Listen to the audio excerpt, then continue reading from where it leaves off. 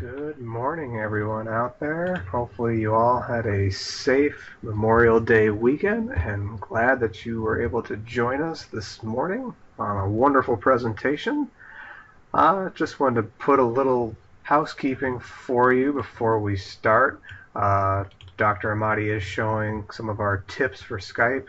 If you can please have your mic muted. We do have a chat feature that is located down on the bottom left-hand corner of your screen. It should be titled I Am. You can put in any questions you have during the presentation, and I will relay that to our presenter, Dr. Amati. Let me just give him a proper introduction, and we will get started. So, Dr. Amati is one of our bioinformatics scientists at Banner Alzheimer's Institute in Phoenix. Dr. Amati earned his Bachelor of Science from the University of Arizona, his Master of Science from the University of South Florida, and a PhD from the University of Westminster. Dr. Amati has worked in the field of Alzheimer's disease research since 2003 and is an author of over 60 peer-reviewed journal articles in the areas of Alzheimer's disease, mild cognitive impairment, and normal aging. Dr. Amati's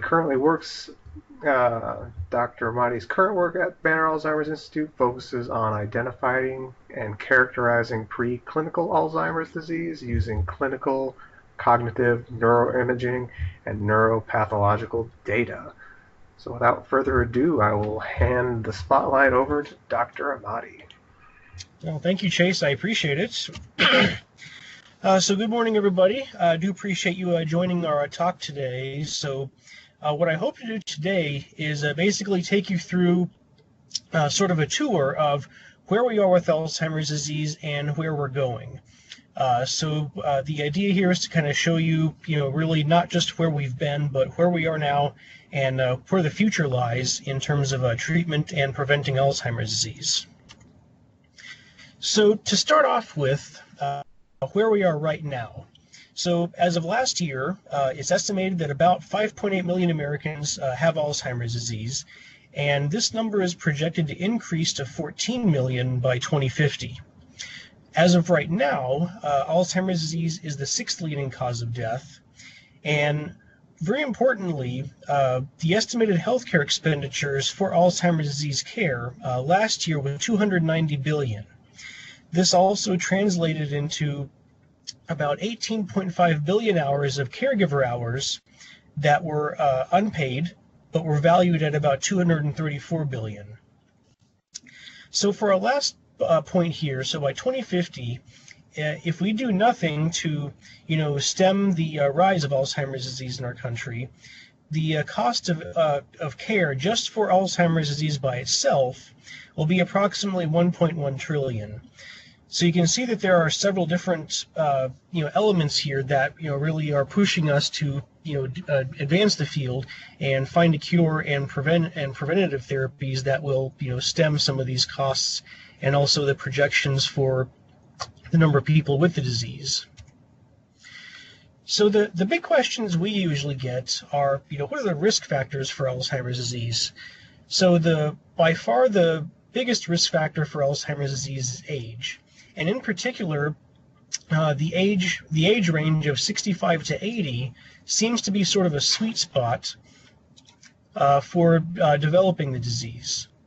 So again, age being the biggest risk factor for Alzheimer's disease, and in that range of about 65 to 80 is where we see the majority of the cases occurring. Family history is another big risk factor, particularly if there's a mother and a father who have had Alzheimer's disease. There's some evidence that suggests that those who have a family history on their mother's side maybe have a little bit of a higher risk, but generally, we do consider both a mother and a father family history to increase one's individual risk.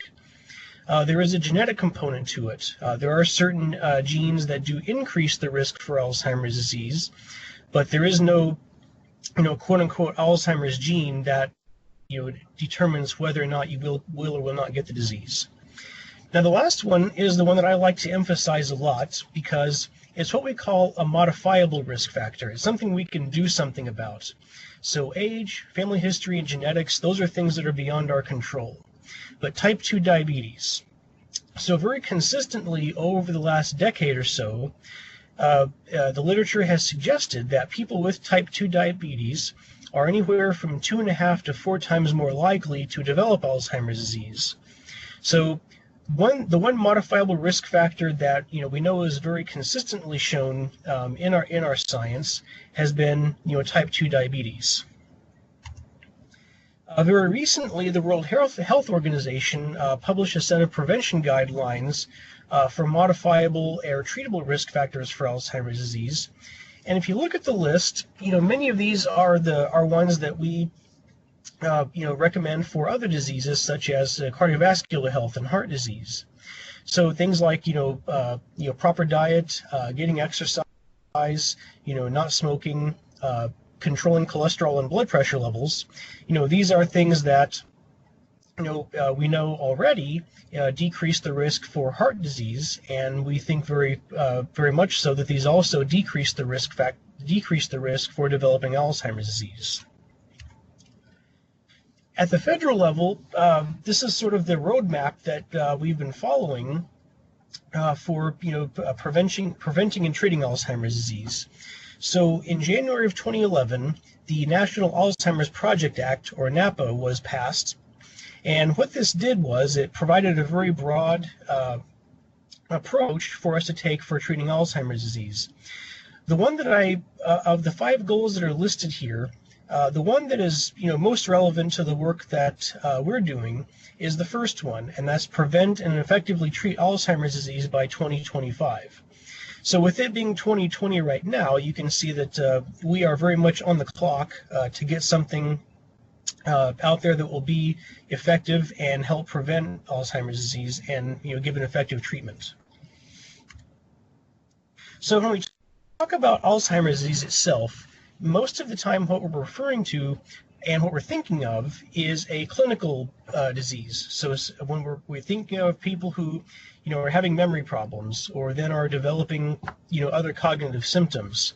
But what I want to really get across today is that Alzheimer's disease itself also is a biological disease that eventually manifests itself with cognitive symptoms. So when we talk about Alzheimer's disease from a biological perspective, what we're talking about are plaques and tangles that accumulate in the brain tissue. Now, the mechanisms that cause these plaques and tangles to form are still unclear. We still don't know the exact causes of why plaques and tangles accumulate in the brain, but there's some research that has indicated that factors such as inflammation, insulin resistance, and other cardiovascular factors may be initiating the formation of these plaques and tangles. So when we talk about plaques and tangles themselves, I'll speak very briefly about what these actually are. So when we're referring to plaques, these are deposits of a protein called amyloid that disrupt the networks of neurons in our brain. And tangles, these are broken filaments of a protein called tau that clump together within the neuron. And I can show you more clearly what we mean by this in this picture here. So this slide is a picture of a slide of brain tissue that has been stained so that we can see the plaques and tangles on here. So you can see that these brownish orange parts, these are the plaques that occur. And pardon me for one moment.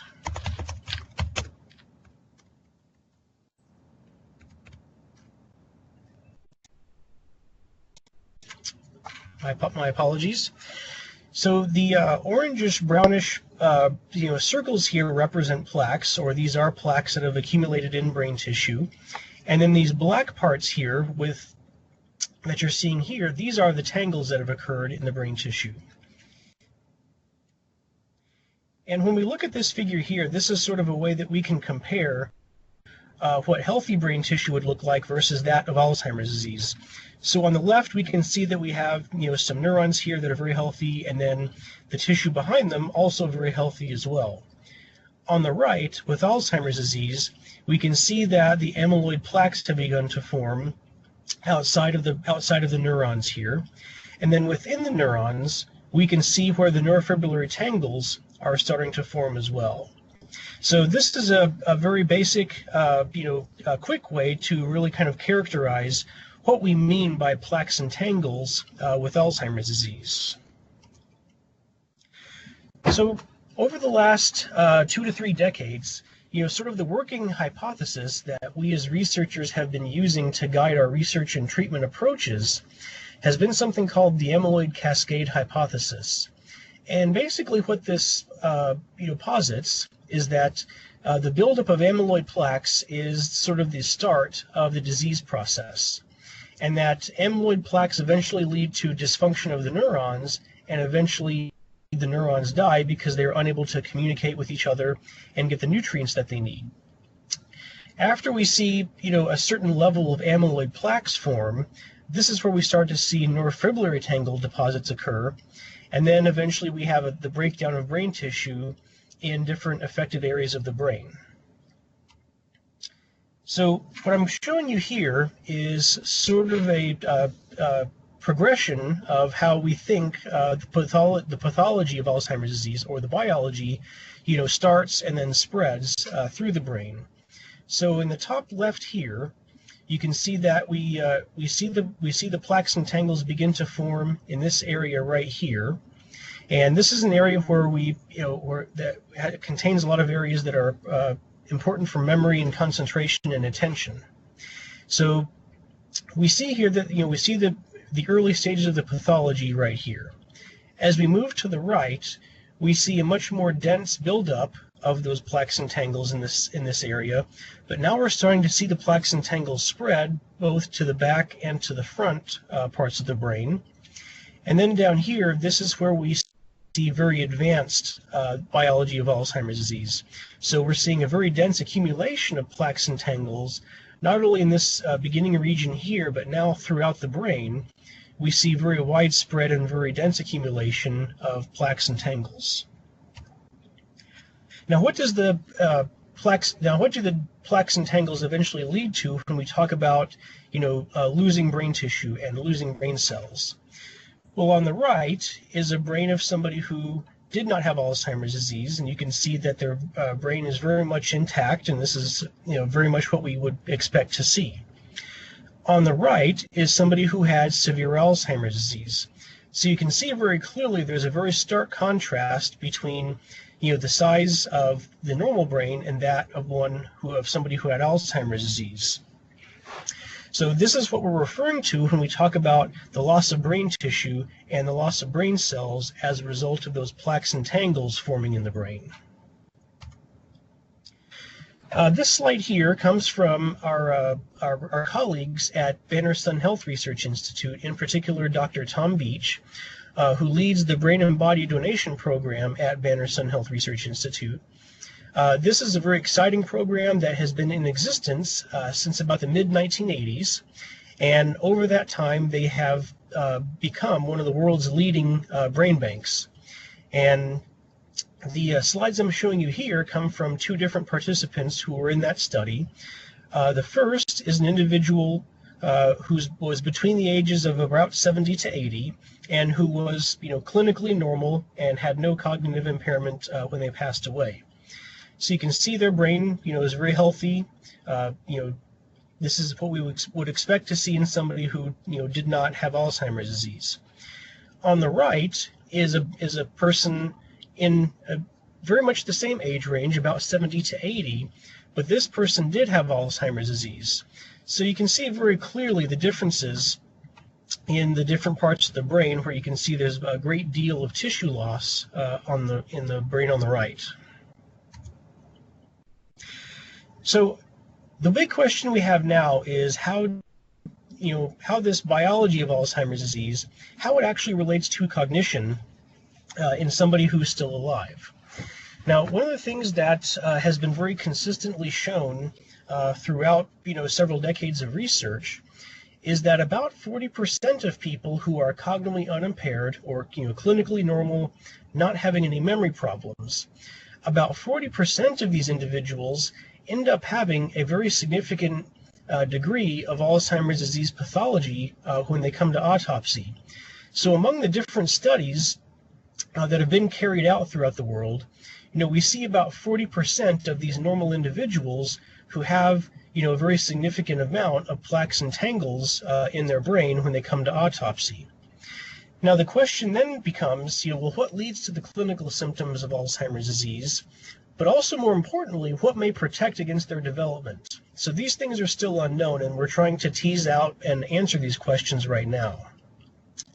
Well, what's really important about these that 40% of individuals who are, not impaired, but have, Alzheimer's disease pathology, these individuals may represent what we call preclinical Alzheimer's disease, where we see the biological and pathological changes of the disease, but their cognition is still intact. So the big question that we have is, can we, find very subtle but significant cognitive changes in order to detect preclinical Alzheimer's disease? So in order to do that, we had to reframe our working model of Alzheimer's disease. So very recently, we've come to sort of adopt this this model here of what I'm showing you. So what I'm showing you in this graph is not actual data, but it's just sort of a hypothetical approach that we are taking to Alzheimer's disease. And in particular, I want to bring your attention to the red line and the blue lines here.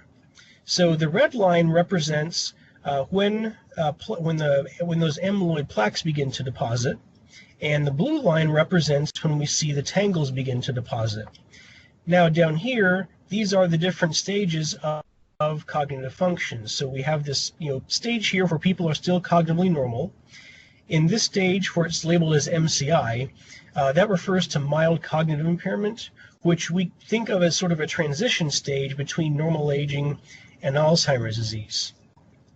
So what we can see here is that even in this clinically normal stage, we see a very rapid accumulation of amyloid plaques and also the neurofibrillary tangles.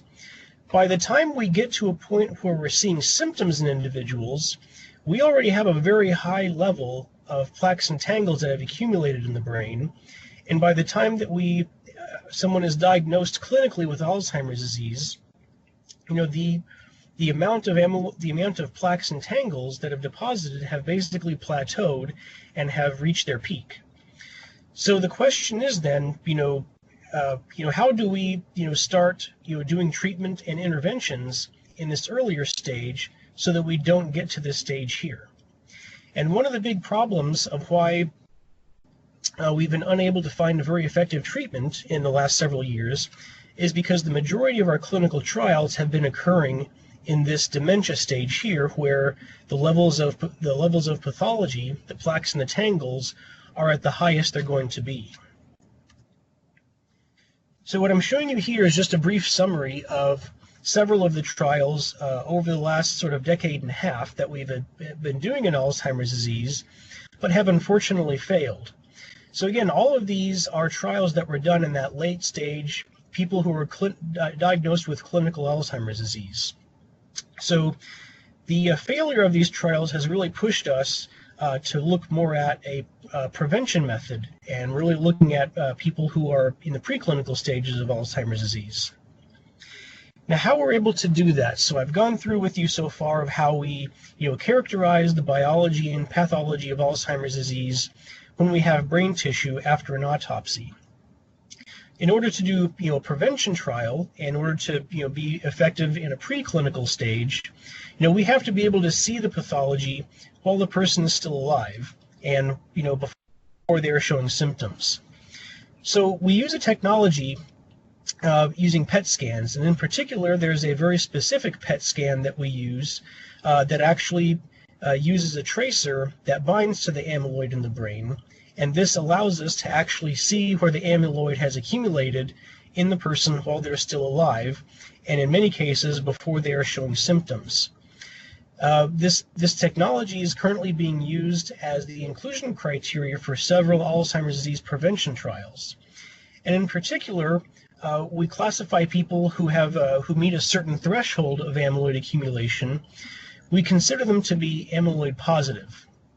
So it's these people who are amyloid positive that we think represent preclinical Alzheimer's disease.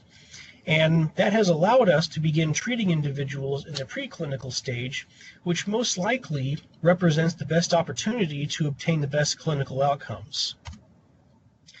So what I'm showing you here now is what these amyloid PET images actually look like. On the right, we see somebody who is clinically normal, does not have any memory problems, and this is what their amyloid scan looks like. So you can see that there is some degree of amyloid deposition in this individual, and this is what we consider to be age-related. But we consider this person to be amyloid negative because they are below the threshold of what we consider to be having high amyloid. If we go to the far left, this is an individual who had Alzheimer's disease, so a person who is showing memory problems and was clinically diagnosed with Alzheimer's disease. And you can see that where we see the areas of red and yellow, this is where we have very high amounts of amyloid having been deposited in the brain. Now in the center, this is somebody who is still clinically normal, has not been diagnosed with Alzheimer's disease, but you can see that they are already showing a very high degree of amyloid deposition in their brain. So this is someone who we consider to be amyloid positive. So they are clinically normal, but they are showing a very high degree of amyloid deposition in their brain. And this is these are the individuals that we are targeting for prevention trials, and this is what we consider to be preclinical Alzheimer's disease. So as far as the amyloid imaging goes, it's slowly but surely being incorporated into clinical settings. In 2012, the FDA actually approved the first of 3 tracers for amyloid imaging, and we were very happy about that. Unfortunately, the Center for Medicaid Services, the entity that oversees Medicare and eventually and really and truly sets the policies for what is and what is not paid for by insurance, they unfortunately came to the conclusion that the amyloid imaging itself did not represent a tangible clinical benefit for individuals, so they opted and decided not to cover amyloid scans under Medicare. So to kind of give you a timeline of how this occurred, so April of 2012 is when the FDA approved the use of this amyloid tracer, and then a little more than a year later is when CMS made the decision that they would not cover the scans. So this is something that upset the community of Alzheimer's disease, both clinicians, researchers, and patients and their families. This was quite upsetting. But in order to get around that, what has been done is that a nationwide multi-site study was undertaken, and this was called the Imaging Dementia Evidence for Amyloid Scanning, or the IDEA study. So the whole point of this study was to evaluate the impact of brain amyloid PET scans on clinical management and health outcomes. When the study was originally designed and designed, it was hypothesized that for clinicians to have access to these amyloid PET scans, we would see a change in the medical management of individuals in about 30% of the cases.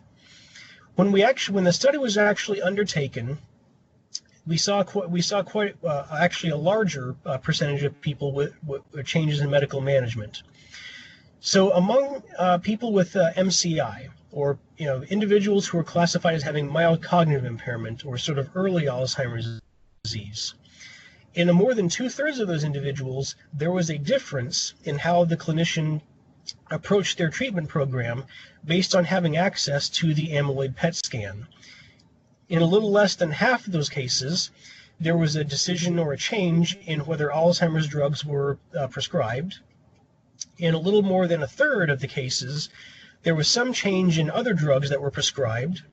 And then in a little less than 1/4 of the cases, there was a change in counseling, or a change in the way that the clinician or the doctor approached the patient and their family about what the results were and what was actually causing the memory problems. In addition, having access to these amyloid PET scans also reduced the need for additional diagnostic testing. So the reduction was about 15%. So we go from 26% of cases who would need additional diagnostic testing, and then we go down to 11% of cases who need additional diagnostic testing just by having access to this amyloid PET scan. So these results here are intended to show, a very tangible and very real clinical benefit, not only to the clinicians but also to the patients themselves, of receiving better care, of having their doctors having access to these amyloid PET scans. So a little while ago, I spoke very briefly about the relationship between actual cognition and the pathology of Alzheimer's disease. So I've shown you how we're able to actually detect the biology of Alzheimer's disease in people who are clinically normal. The really important thing that we have to think about going forward is how we maintain their level of cognition, how we prevent them from having significant cognitive decline that would lead to clinical Alzheimer's disease. So the graph I'm showing you here comes from some work I've done with my colleagues, where we took a group of individuals who were cognitively unimpaired, but who had been in a study where they were followed for several years, and then agreed to donate their brain when they passed away. So in these individuals, what we were able to do is to classify them by whether they did not or whether they did have amyloid plaques present in their brain when they passed away. And then on the left side here, this is their score on cognitive tests. So you can see here that in the individuals who did not have amyloid plaques, they performed significantly better on their cognitive test scores than those who had amyloid plaques at autopsy. So even here, even among a group of individuals who we know were clinically normal, we can see a pretty clear difference in their level of cognition, during their life. Now, when we look at that longitudinally, so if we look at their change over time, so when we take their data and we look backwards, what we're seeing here is that the individuals who had very little or little to no amyloid plaques on this red line, we see that they are fairly stable, but they show a little bit of a decline over time. But this blue line, these are the individuals who had a high degree of amyloid plaques in their brain. We see that they decline at a much more rapid rate over the same time period. So again, these are individuals who are cognitively unimpaired, no memory problems, were not clinically diagnosed with Alzheimer's disease or anything else. But we can see that those who had higher degrees of amyloid plaques and more of the pathology of Alzheimer's disease as we know it, they had a much more steep rate of decline. So where are we right now? So how do we incorporate all of this into what we're doing now? So as of right now, there are several different Alzheimer's disease prevention trials that are ongoing. And these are, again, enrolling individuals who we consider to be in preclinical Alzheimer's disease, who, are not showing any cognitive symptoms, but are at risk for developing Alzheimer's disease either by virtue of their genetic status or through their amyloid PET scan. And the whole rationale for doing prevention trials is very much the same as what we think about for other diseases and other conditions, in that initiating treatment before symptoms occur is likely going to provide the best clinical outcome. And the ultimate goal of these prevention trials is to delay and eventually prevent the onset of clinical symptoms. So where are we going with Alzheimer's disease? Where do we see ourselves in the next 5 to 10 years? Well, we see ourselves treating Alzheimer's disease just as we do with other chronic conditions such as cancer, diabetes, and others that we are regularly screening for. So very soon we see a day where we will regularly screen people for Alzheimer's disease once they reach a certain age. Same approach that we take for colon cancer, breast cancer, and prostate cancer. So the initial screening that we do may be a blood test. And if that blood test is positive, we would then have that person do amyloid imaging.